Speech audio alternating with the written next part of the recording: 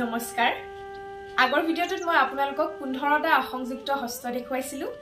আজি আৰু বাকি থকা 15টা হস্ত মই আপোনালোকক ইয়াত দেখুৱাই দিম আপোনালোকে কোনোবাই যদি মোৰ আগৰ ভিডিঅ'টো চোৱা নাই তেনে হলে তলত দিয়া লিংকটোত গৈ মোৰ আগৰ ভিডিঅ'টো চাই ল'ব পাৰে কাঙ্গুল হস্ত এনেকে হাতখন সিধা কৰি লৈ এই তৰ্জনী আঙুলি আৰু মধ্যমা আঙুলি দুটা এনেকে ভাঁজ কৰি বুঢ়া আঙুলিটো এনেকে ভাঁজ কৰি মুখামুখিকে ইটোৰ লগত হেতু নলগাকৈ এনেকে ৰাখিব লাগিব তাৰ পিছত অনামিকা আঙুলিটো এনেকে ভাঁজ কৰিব লাগিব আৰু কনিষ্ঠ আঙুলিটো এনেকে সিধা ৰাখিব লাগিব এইটো হৈছে কাঙ্গুল হস্ত এই হস্তটিৰ বিনিয়োগ হৈছে এনেকে সৰু মুকুটা দেখুৱাব পাৰি সৰু এনেকে বকুল ফুল বা কিবা বেলেগ সৰু ফুল দেখুৱাব পাৰি কৰ্ণৰ কুণ্ডল দেখুৱাব পাৰি এনেকে এনেকে নেমু টেঙাও দেখুৱাব পাৰি আৰু ফুজনত দেখুৱাব পাৰি উৰ্ণনা হাতখন সিধা কৰি আঙুলি কেইটা এনেকে ভাঁজ কৰি দিলে এটো হৈছে উৰ্ণনা উৰ্ণনাগৰ বিনিয়োগ সমূহ হৈছে এনেকে ৰাক্ষস দেখুৱাব পাৰি এনেকে হিল লোৱা দেখুৱাব পাৰি এনেকে নৰসিংহ ৰূপ দেখুৱাব পাৰি আৰু এনেকে মূৰ খোজোৱা দেখুৱাব পাৰি কপিত্থ এনেকে হাতখন সিধা কৰি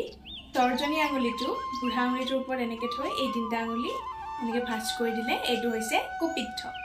ইয়াৰ বিনিয়োগ হৈছে এনেকে চৰাই দেখুৱাব পাৰি দেৱী দেখুৱাব পাৰি এনেকে শাস্ত্ৰ লিখা দেখুৱাব পাৰি আৰু এনেকে ধনু দেখুৱাব পাৰি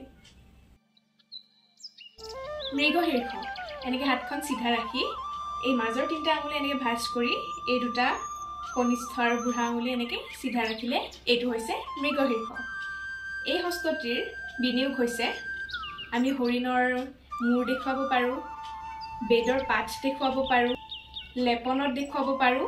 আৰু দন্ত দেখুৱাব পাৰো শংখপক্ষ হাতখন সিধা ৰাখি এই কনিষ্ঠ আঙুলিটো এনেকে উলাই দিলে আৰু এই বুঢ়া আঙুলিটো অলপ এনেকে ভাঁজ কৰি দিলে এটো হৈছে শংখপক্ষ এই হস্তটিৰ বিনিয়োগ হৈছে আলিংগনত এনেকে দুৱাৰত এনেকে চৰণ দেখুৱাব পাৰো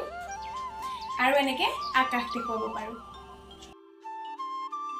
তাম্ৰচূল এনেকে হাতখন সিধা ৰাখি এই মধ্যমা আঙুলিটো বুঢ়া আঙুলিটোৰ লগত এনেকে লগ লগাই এই অনামিকা আৰু কনিষ্ঠ আঙুলি দুটা এনেকে ভাঁজ কৰি থৈ এই তৰ্জনী আঙুলিটো এনেকে বেকা কৰি থলে এটো হৈছে তাম্ৰচূল এটো তাম্ৰচূল এই হস্তটিৰ বিনিয়োগ হৈছে এনেকে কুকুৰা দেখুৱাব পাৰি আৰু দুখন তাম্ৰচূল লগ কৰি আমি শুৱাৰ পৰা উঠাও দেখুৱাব পাৰো এনেদৰে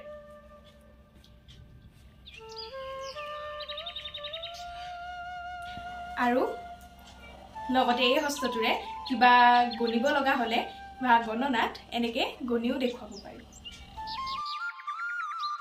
চতুৰ্হস্ত হাতখন এনেকে লৈ বুঢ়া আঙুলিটো এনেকে ভাঁজ কৰি এই চাৰিটা আঙুলি এনেকে ৰাখিলে এটো হৈছে চতুৰ্হস্ত এই হস্তটিৰ বিনিয়োগ সমূহ হৈছে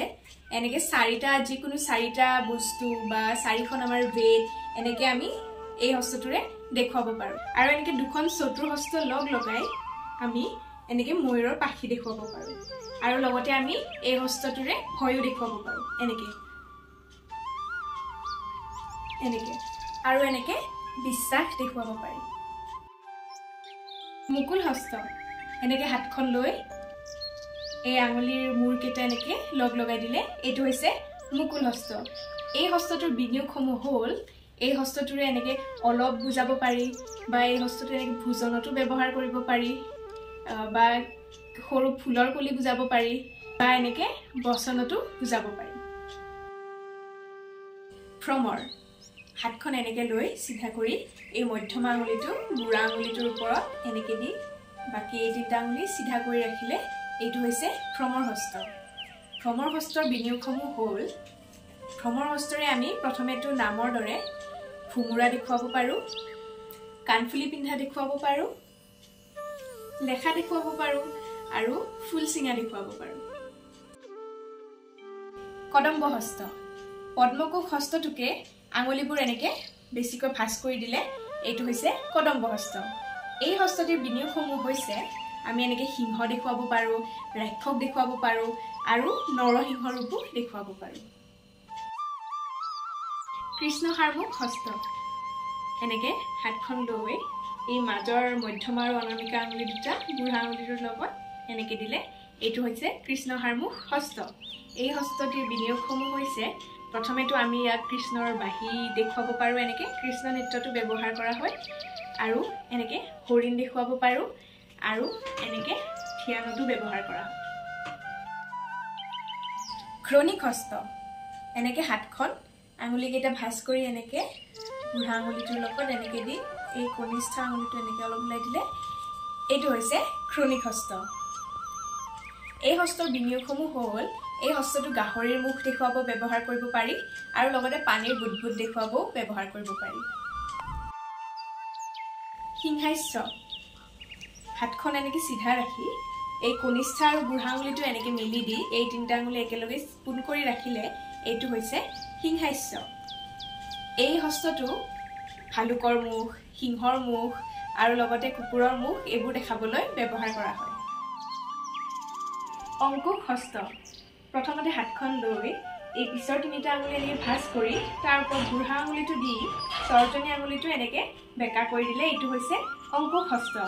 এই হস্তটো হাতীৰ শুৰ দেখাবলৈ ব্যৱহাৰ কৰা হয়, আৰু ওলমি থকা চুলি দেখাব পাৰি, সৰু সাপ দেখাব পাৰি, আৰু লগতে বৰশীও দেখাব পাৰি, আৰু এনেকৈ মৰম চেনেহো দেখাব পাৰি। তন্ত্ৰীমুখ হস্ত, এনেকৈ প্ৰথমে হাতখন চিধা কৰি এই মাজৰ মধ্যমা আৰু অনামিকা আঙুলি দুটা এনেকৈ ভাঁজ কৰি এইকেইটা আঙুলি এনেকৈ চিধা ৰাখিলে এইটো হৈছে তন্ত্ৰীমুখ হস্ত। এই হস্তটোৰে আমি এনেকৈ হাতখন উল্টাই দিলে কমণ্ডলো দেখাব পাৰোঁ, এনেকৈ বীণা বজোৱা দেখাব পাৰোঁ, আৰু সিংহাসন দেখাবলৈও ব্যৱহাৰ কৰা হয়। এয়া হৈছে আমাৰ 30টা অসংযুক্ত হস্ত। আজি মই আপোনালোকক অসংযুক্ত হস্তখিনিৰ কথা ক'লোঁ। নেক্সট ভিডিঅ'ত মই আপোনালোকক সংযুক্ত হস্তখিনি দেখুৱাই দিম। আপোনালোকে যদি মোৰ ভিডিঅ'টো ভাল পাইছে আৰু যদি কিবা শিকিবলৈ পোৱা বুলি ভাবিছে, তেতিয়াহ'লে মোৰ ভিডিঅ'টো লাইক, কমেণ্ট আৰু শ্বেয়াৰ কৰি দিব, আৰু লগতে পিছৰ ভিডিঅ'বোৰ পাবলৈ মোৰ চেনেলটো ছাবস্ক্ৰাইব কৰি দিব। ধন্যবাদ।